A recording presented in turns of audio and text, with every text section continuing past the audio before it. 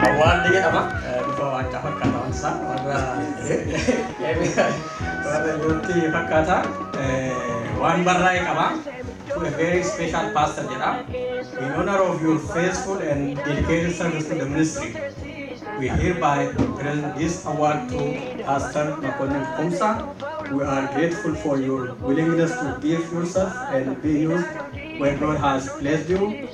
You allow God to use you to touch many lives and make a difference, and it is deeply appreciated.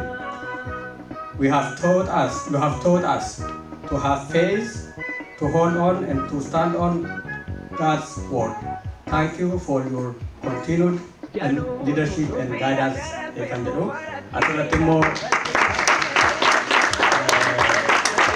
Dallas Oromo Evangelical Church jadi rujas acara jera karena Pastor Makonnen nas bay berapa anda kena kami akan kita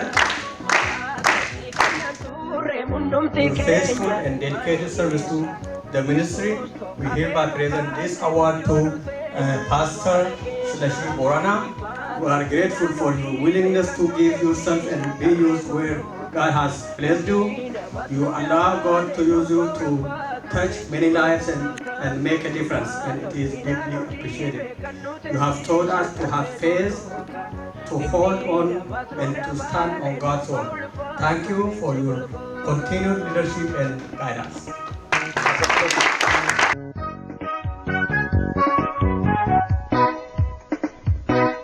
Radanu kamna turre mafandu wada kanuti kulu yamu achiga dagalu garuda barse kanu guruguru abdi unde kamne ka umwanto farka kamne nugoyomsu kuno kanu flufem yesus inni warra kadebota kursu maka kasi kamna turre mundumti kenya ilmani yesa Yesus to kapenu kase midonu tenyu awara kesa kibato finanu kibe kanu tesise tarreto luka inni namatnu dabale nufa kibato finanu kibe kanu tesise tarreto luka inni namatnu dabale nufa ulfatu lenchi golgota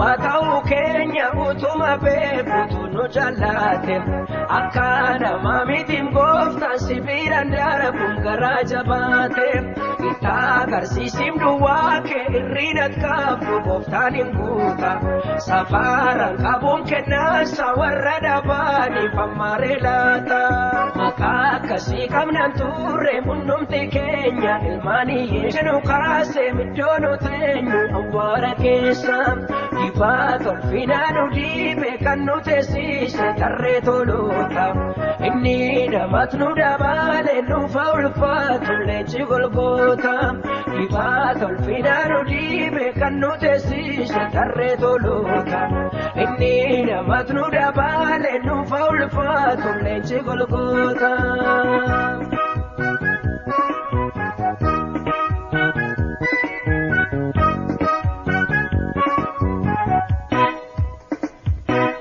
Namni le alani lale akabake mulatut murtesa garu akasmitim gofta warra kufan kasawara kesa bateso dina kasraje chalu majediti kisidu famin sena jichiru maka kasi kamna turre munumti Kenya ilmani yesa Yesus to kapenu kase midono tenyu awara kesa kibato finanu dibe kanu tesise tarreto lota inni namatnu dabale nu faulfatu lenchi golgota kibato finanu dibe kanu tesise tarreto lota inni namatnu dabale nu faulfatu lenchi golgota